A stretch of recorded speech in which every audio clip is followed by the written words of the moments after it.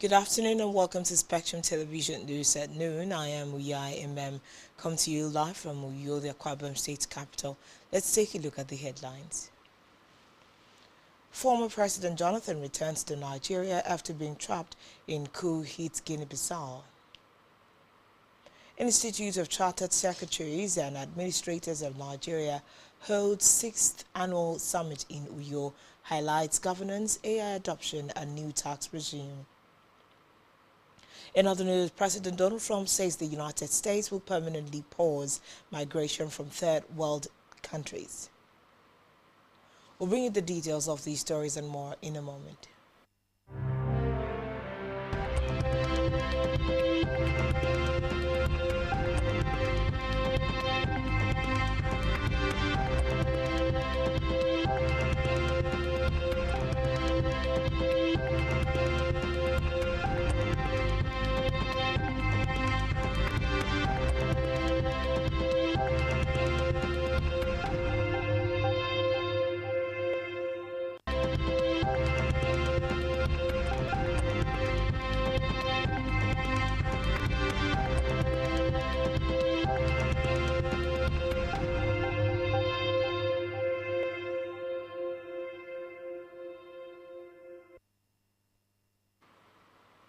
Good afternoon and thanks for joining us. We head straight to the national scene where President Bola Tinubu has approved the constitution of the Nigerian side of the U.S.-Nigeria Joint Working Group, JWG, as part of steps to deepen collaboration in tackling security challenges in the country. The composition of the group was part of the agreements reached during the recent trip to Washington, D.C. by a high-level Nigerian delegation led by the National Security Advisor Nuhu Ribadu. The NSA, according to a statement, is expected to lead the Nigerian side of the group and will be supported by a multi-stakeholder team comprising senior officials from relevant government establishments. Other members of the joint working group include the Minister of Foreign Affairs Yusuf Chuga, Minister of Defense Mohammed Badaru, Minister of Interior Lubumi Tunjojo, Minister of Humanitarian Affairs Bernard, Chief of Defense Staff General Olufemi Oluyede, among others. Meanwhile, a statement by the Special Advisor to the President on Information and Strategy, Bayo Nanuga, noted that President Tinubu urged members of the JWG to work assiduously with their U.S. counterparts to ensure smooth operationalization of all agreements across sectors. Away from that, former President Goodluck Jonathan has returned to Nigeria after being trapped in Coup-Hit, Guinea-Bissau, where he went for election observation. Jonathan arrived at the Nnamdi Azikiwe International Airport in Abuja yesterday, about 2 days after military officers took over power in a West African country. He arrived at the Abuja airport aboard a Guinea-Bissau government aircraft and was welcomed on the tarmac by a team of supporters and government officials. The former president was in Guinea-Bissau to monitor the presidential and parliamentary elections as head of the West African Elders Forum observation mission. In a separate development, the federal government has initiated the process to upgrade Victor Atta Airport in Uyo to international status, which will enable it to receive and process international passengers. The Minister of Aviation and Aerospace Development, Festus Keyamo, stated this when he hosted the governor of Akwa Ibom State, Pastor Moino, in Abuja. Keyamo stated that the airport has all the standard maintenance, repair, overhaul, MRO, and a runway of over 3 kilometers, which can accommodate bigger aircraft. The governor, while commending the federal government and the minister for the approval, noted that the airport is equipped for international operations, stressing that the state government will construct a cargo terminal and residential buildings for the staff of the airport. In the meantime, the federal government has urged youths to embrace automotive innovation to develop the country. It said automotive innovation aligned with President Bola Tinubu's renewed commitment towards youth development, skill advancement, and strategic transformation of Nigeria's automotive landscape. Speaking in Ibadan at a program, Youth Empowerment Through Automotive Innovation 2025 conference, Special Assistant to the President on Youth Initiative Monitoring and Delivery, Dr. Titilokwe Badamosi, said Nigeria was investing in mobility, technology, clean energy, transition and digital innovation. Meanwhile, the Director General of National Automotive Design and Development Council, NADDC, Joseph Osanipin, said innovation was fast-growing and youths needed to catch up with it. He noted that the step became necessary because youths were the engine room of nation building and innovation. In another development, the Economic and Financial Crimes Commission, EFCC, has summoned the immediate past Attorney General of the Federation, Abubakar Malami. The agency's invitation was contained in a letter fixing today, November the 28th, for the interview. The letter, signed by Sunday Atiba Ofenimu, on behalf of the EFCC chairman Ola Olukoede, noted that the commission is investigating a case which they need to obtain certain information from Malami. Today's meeting will be held at the EFCC headquarters in the Institution and Research District, Jabi, in Abuja. Away from that, the Federal Capital Territory Administration, FCTA, has commenced the enforcement actions on a total of 1,095 property titles in the FCT that were revoked over non-payment of ground rent, certificate of occupancy bill, penalty violation fee, and land use conversion fee. The 1,095 are property titles in Asokoro, Maitama, Garki, and the Wuse districts of the Federal Capital City. FCC reports say the owners had ignored a series of public notices made from May to November 2025 by the FCTA in national dailies, online platforms and television stations, requesting defaulters to settle their financial obligations and liabilities or risk losing their titles. This was contained in a public notice today by the FCTA and made public by the spokesman of the FCT, Minister Nyesom Wike. Back here in Akwa Ibom State, the Institute of Chartered Secretaries and Administrators of Nigeria, ICSAN, on Tuesday held its 6th annual ICSAN Summit in Uyo in partnership with Ibom Air. This year's summit explored the theme Redefining Governance in a Dynamic Regulatory Era, Aligning Policy, Compliance and Corporate Strategy. A key highlight of the discussions was the ongoing transition from the Federal Inland Revenue Service (FIRS) to the Nigeria Inland Revenue Service (NIRS). The summit was partnered by Ibom Air, whose president underscored the airline's commitment to strengthening governance structures and professional development in Akwa Ibom State. Opening the event, His Lordship Thierry Santong introduced the theme and set the tone for the discussions. Today's gathering marks another milestone in our continued pursuit of excellence in governance, public administration, and institutional leadership. This year's summit is anchored on the theme, Redefining Governance in a Dynamic Regulatory Era, Aligning Policy, Compliance, and Corporate Strategy. This is a timely and strategic theme. Across Nigeria and indeed the world over, we are experiencing unprecedented regulatory shifts, rising demands for accountability, evolving expectations of corporate responsibility, and the increasing integration of digital systems into governance processes. The future belongs to institutions that can adapt, align, and innovate. So today's summit seeks to equip us for that future. The President and Chairman of the Governing Council of the ICSAN Nigeria, Uto Ukpana, commended the Akwa Ibom State Chapter for its diligence, commitment, and exemplary organization, describing it as one of the most outstanding chapters nationwide in promoting sound governance and quality leadership. She urged organizations to embrace technological advancement, particularly artificial intelligence, to remain competitive in the fast-evolving global world.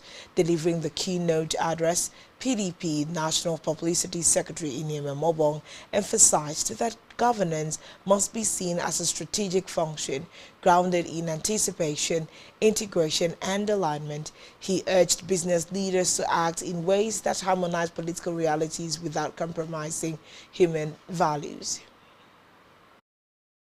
We're living in an era characterized by policy transitions, shifting regulatory thresholds, increased global scrutiny, and we can see what's happening in Nigeria now, and technological disruption.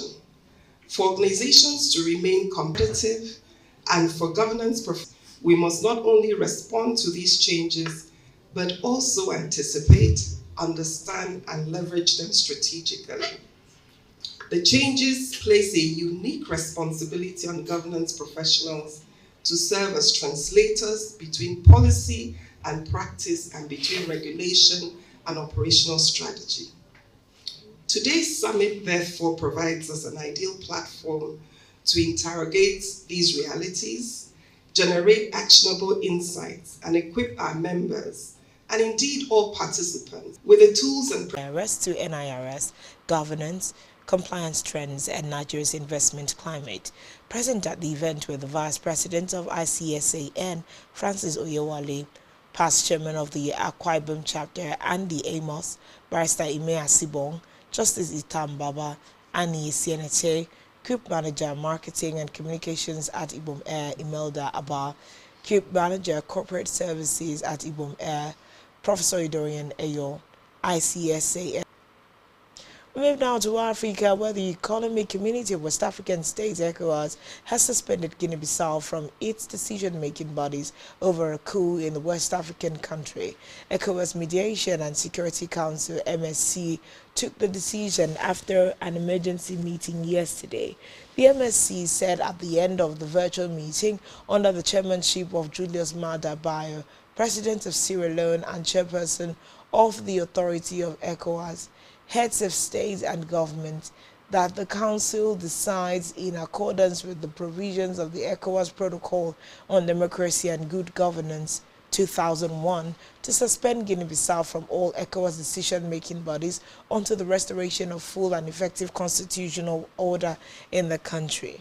Recall that military officers took over power in Guinea-Bissau on Wednesday, about 3 days after the country's disputed presidential and legislative wins. Still in Africa, United Nations Secretary General Antonio Guterres has condemned the coup d'etat perpetrated by elements of the military in Guinea-Bissau fully cast their votes during the November 23rd general elections constitute an unacceptable violation of democratic principles. The Secretary General called for the immediate and unconditional restoration of constitutional order as well as the release of the detained officials. He will permanently pause migration to the U.S. from all third world countries. The U.S. President wrote in a social post that the decision would allow the U.S. system to fully recover from immigration policies that had eroded the gains and living conditions of many Americans. He did not provide details of his plan or name which countries might be affected. Trump's comments come a day after an Afghan national was accused of shooting 2 members of the National Guard in Washington, D.C., one of whom, Sarah Bergstrom, has died. Still on the foreign scene, Hong Kong authorities say at least 128 people are now known to have died after a fire ripped through a Hong Kong residential estate this week. At a news briefing, the authorities add that 79 people were injured and 16 bodies remain inside the buildings, while dozens of people are still missing. The officials say the blaze that hit the apartment complex on Wednesday started from a lower level and moved up, but the cause has yet to be determined. Still to come in the news. Iran to boycott 2026 World Cup draw due to US visa restrictions. Stay tuned for details of this and more in a moment.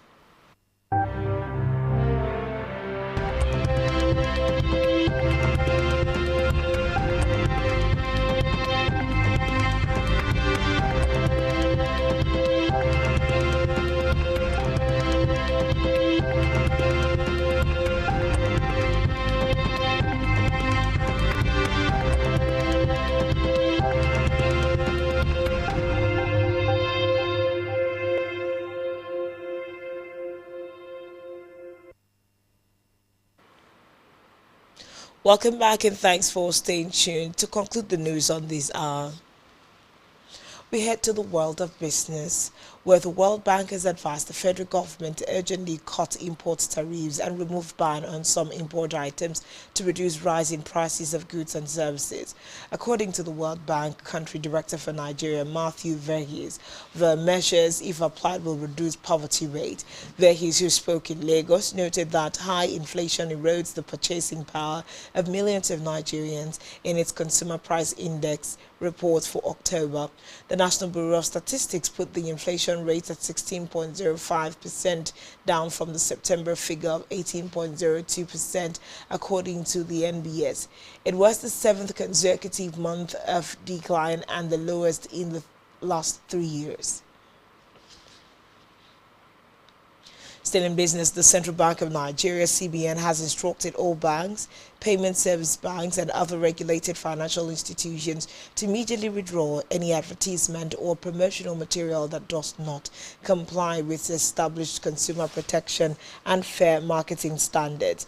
The directive, contained in a circular issued and signed by Olubunmi Oyodele Oni on behalf of the director of the CBN's compliance department, follows a thematic industry review that revealed widespread inconsistencies in how institutions interpret disclosure, transparency, and fair marketing obligations under the Consumer Protection Regulations 2019 and the 2000 guidelines on advertisement by deposit-taking financial institutions.